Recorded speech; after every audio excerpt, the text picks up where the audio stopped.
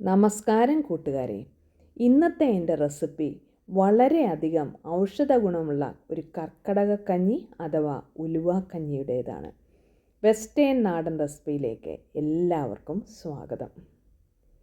ഇതിനായിട്ട് ഞാനിവിടെ എടുത്തിരിക്കുന്നത് 3 ടേബിൾ സ്പൂൺ ഉലുവ, 6 ടേബിൾ സ്പൂൺ ചെറുപയർ.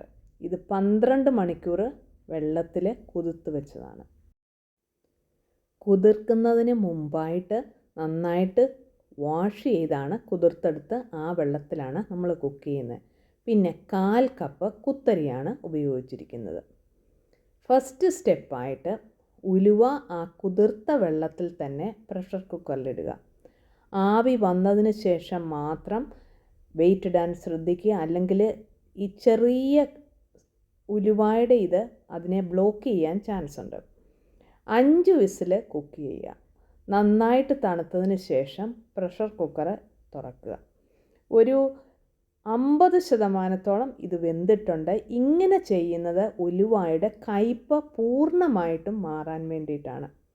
ഇതിലേക്ക് കുതിർത്ത് വച്ചിരിക്കുന്ന കുത്തരി, പിന്നെ ചെറുപയർ ഇത് ചേർത്ത് കൊടുക്കുക.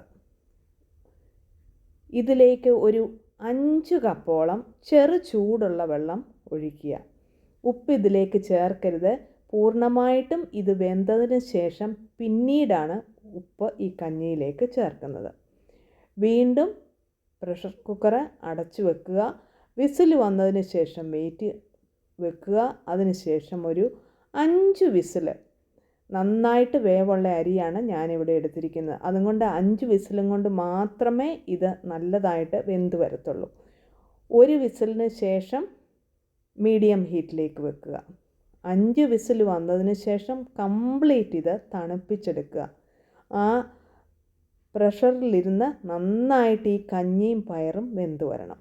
കംപ്ലീറ്റ് ഇവിടെ തണുത്ത് വന്നതിന് ശേഷമാണ് ഇതിവിടെ തുറന്നിരിക്കുന്നത്. ഇതുപോലാണ് നമുക്ക് കിട്ടിയിരിക്കുന്നത്.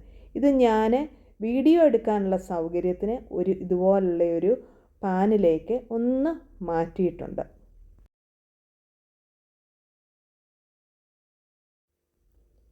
ചെറുപയർ ചേർത്തുണ്ടാക്കുന്നതുകൊണ്ട് ധാരാളം പ്രോട്ടീനുമുണ്ട്.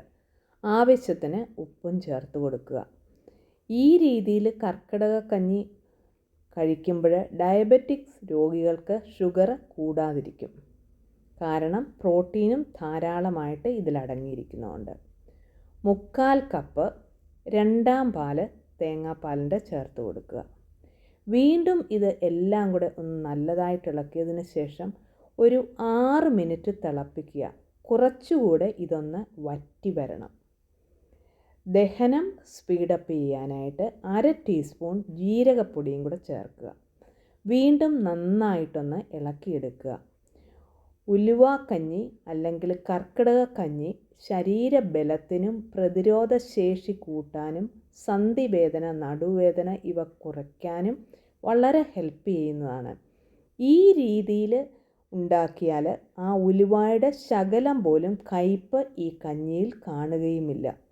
പിന്നെ ഉണ്ടാക്കാനായിട്ട് നമ്മുടെ വീട്ടിലുള്ള ചേരുവകൾ മാത്രം മതി. കുട്ടികൾ വരെ വളരെ താല്പര്യത്തോടെ കഴിക്കുന്നതാണ് ഈ രീതിയിൽ നമ്മൾ ഉണ്ടാക്കിയാൽ. ഔഷധ കഞ്ഞിയാണ് ഈ ഉലുവാക്കഞ്ഞി അല്ലെങ്കിൽ കർക്കിടക കഞ്ഞി എന്ന് പറയുന്നത്. ഇനിയും ഇതിലേക്ക് 3/4 കപ്പ് തന്നെ നല്ല 1ാം പാലും കൂടെ ചേർത്ത് കൊടുക്കുക. 1ാം പാൽ ചേർക്കുന്നതിന് മുമ്പായിട്ട് തീയെ ഏറ്റവും സിമ്മിലേക്ക് ആക്കുക. 1ാം പാൽ ചേർത്തതിന് ശേഷം ഒരിക്കലും തിളപ്പിക്കരുത്. ഇവിടെ 3/4 കപ്പ് 1ാം പാലാണ് ഞാൻ ചേർത്തിരിക്കുന്നത്. ഒന്ന് ചൂടാക്കി എടുക്കുക മാത്രം ചെയ്യുക.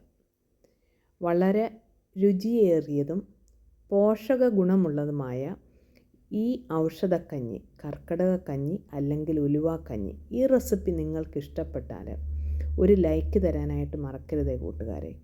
ആദ്യമായിട്ട് കാണുന്നവരെ ഒന്ന് സബ്സ്ക്രൈബ് ചെയ്ത് സപ്പോർട്ട് ചെയ്യുകയും ചെയ്യുക. ഇനി ഇതിനൊരു രുചി തരാനായിട്ട് ഒരു 2 ടേബിൾ സ്പൂൺ നെയ്യിൽ ഒരു 5ഓ 6ഓ ചെറിയ ഉള്ളി നന്നായിട്ട് മൂപ്പിച്ചെടുത്തതാണ്. ഇങ്ങനെ മൂപ്പിച്ച് ഇതിലേക്ക് ഇടുമ്പോഴത്തേക്ക് നല്ലൊരു മണവും നല്ലൊരു രുചിയും ഈ കഞ്ഞിക്ക് കിട്ടും. Thanks for watching. Signing off Shaina Thomas. ഉടനെ തന്നെ പുതിയ വീഡിയോയുമായിട്ട് നിങ്ങളുടെ അരികിലേക്ക് വരുന്നതായിരിക്കും. Thank you.